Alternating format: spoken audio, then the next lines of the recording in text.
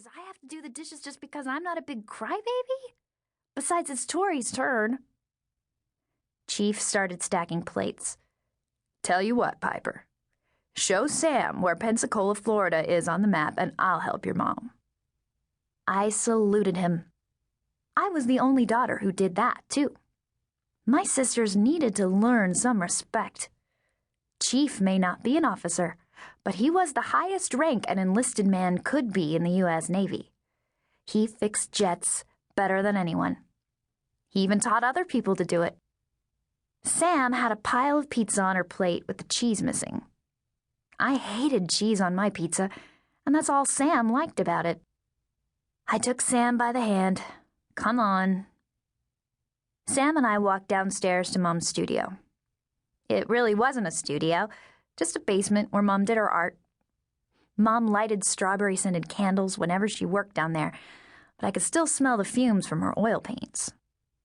This was the first home where we lived that wasn't on a military base.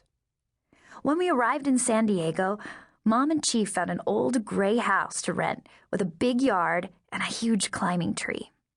A tire swing hung from a low branch. Higher up, Chief had built a tree house. That's where the Gypsy Club met. I loved the tree house. Chief built it for all of us, but Tori hardly climbed up. And when she did, she never did anything fun. She'd just read a boring book or play Scrabble with one of her boring friends. Sam was only 5 and too little to climb up there unless Mom, Chief, or Tori went with her, so it was really like the treehouse belonged to me. I'd had a lot of good times in the treehouse. I'd lost a front tooth, spied on our neighbors, played pirates with the other Gypsy Club members. Thinking of missing all that stuff made me feel that fish bumping against my belly again. Sam tugged at my shirt. Piper, where's Florida?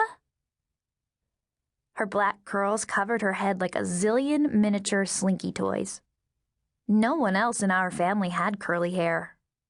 Mom said Grandpa Reynolds did when he was younger, but now he didn't have any hair. Sometimes, when Sam was driving me crazy, I liked to pretend she wasn't my real sister. Or sometimes I imagined that I was really the kidnapped daughter of a gypsy princess, and the kidnappers had gotten scared that they might get caught, so they wrapped me in a blanket and placed me on the doorstep of this family. Of course, it was only a dream. Everyone said that Tori and I were the spitting image of Mom with our blonde hair. Sam let out a big sigh and yanked at my shirt sleeve. Where's Florida?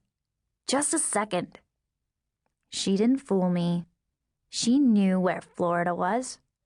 She just wanted me to point to the wrong state so she could show off. I touched the part of the map that said San Diego, California. It was kind of hard to read, but Mom had marked it with a silver star. Here's where we are now. I dragged my finger east, then a little south. And here's Florida. Florida was easy to find on the map. It looked like the long, skinny bottom part of a key. I'd memorized all the state shapes for a test we'd had this year. Montana was shaped like the head of a woman wearing a rectangular hat. Michigan was a mitten ready to catch a snowball. Nevada looked like a wide hatchet. I would have gotten 100 on that test if I hadn't misspelled all the words.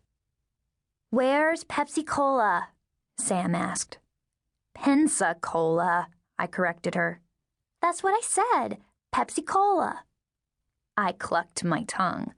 You're just trying to be silly. Sam was practically a genius. She was already reading chapter books. The principal even gave her special permission to be in the kick-off-the-school-year spelling bee. When she won, he called her a child prodigy. Tori said a prodigy was someone who could do something better than a lot of people. To me, it meant Sam got her picture in the paper wearing the crown she received as a prize. Sam wanted to wear that crown everywhere, even to church and the mall. It's really embarrassing to walk around with a kid who thinks she's a princess.